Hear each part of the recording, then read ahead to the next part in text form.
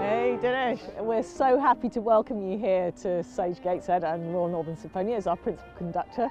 It's lovely to see you here in situ. Thank you so much. I just can't wait to start, and it's nice to be here. Well, it's great to have an opportunity to learn a little bit more about you. How did you get into music as a child? My earliest memory was to listen to recordings of Mozart and then trying to get the melody on the piano. And then I think my mum thought I should she should put me in a music school, and so I started at 5 or 6. I started going, but I never thought I was going to be a professional musician. You probably don't know this, but I moved to London to study film.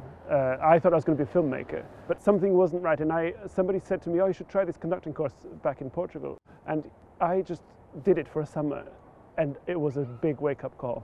One of the exercises was to conduct Beethoven 5, and something happened. You know, like I wasn't very good. I really didn't know what I was doing, but something had happened there between me and the orchestra, and the teacher was quite enthusiastic, and he said, "You need to do this. You know, you need to come and study with me, and let's talk about this." And then I changed, and I decided to apply. That's so interesting, because of course when you first came to Royal Northern Sinfonia, it was Beethoven that we did first, and I felt immediately we had quite a natural rapport with your sense of Beethoven. It made it easier for the dialogue with the orchestra. How was it for you conducting us the first time? It was amazing. I mean, I'd prepared that first rehearsal in a way. There were certain things I wanted to do, and as soon as I started, I thought, gosh, some of those things I don't need to say, because they're just doing it. I do something and they react, and I felt really intense, and everybody was giving it so much. That's too short, yeah. And that's too brushy. That's good. That's what makes performances special, isn't it? When there's, you know, you're all committed to the detail, and then somehow the wholeness in the moment of performance, you kind of can let the details go, and really commit to it as a kind of big idea, and then you get both together somehow rolling, and it makes it more intense for the audience. Oh, I look forward to many more. Yeah, me too. Hi Dinis. Hi Jess, nice to see you. Good to see you too, are you okay? Yeah, fine, thanks. How are you? Good, shall we take a walk? Sure. I've really enjoyed making Newcastle and Gateshead my home. It was the best decision. Yeah, absolutely. Such a beautiful city. What have your first impressions been of this area? Well, my very first impression was that the first time I worked with the orchestra was in January, and it was quite cold, so that was the first.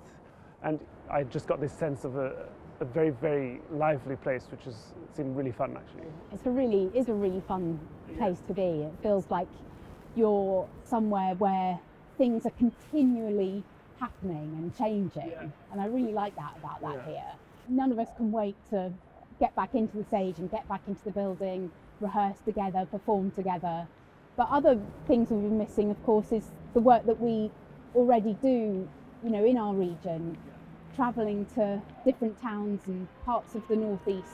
In recent years as well, we've done quite a lot of work where we've made ourselves into smaller groups, and that makes us even more accessible because we can go to lots of different sorts of venues.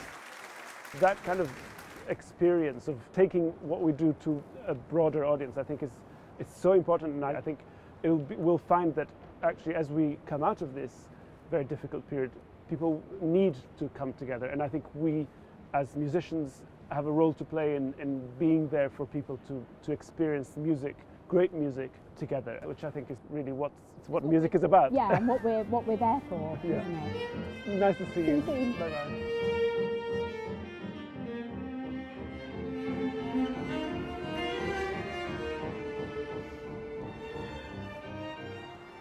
Nice to see you. Nice to see you too, Carl. Welcome back to Gateshead. I thought it would be lovely if we could share with our audiences a little of what we have in store for them over the coming months, particularly about the big Verdi project. Yeah, I mean, this is a project, as you know, that started quite early on. The idea came in the beginning of the first lockdown, because I thought that lots of people were suddenly stuck at home, and this would be a great opportunity to get people to practice their instruments and to, when we could, to invite them to come and play side by side with RNS. It would be great to welcome a big extended family of musicians into our hall. I think you're particularly keen, as you yourself are still youthful, to attract different types of audiences, which I know you're really passionate about. We are in a great student city, lots of young people, and we really will work very hard to find new ways of presenting music to them and getting them more involved in what we do.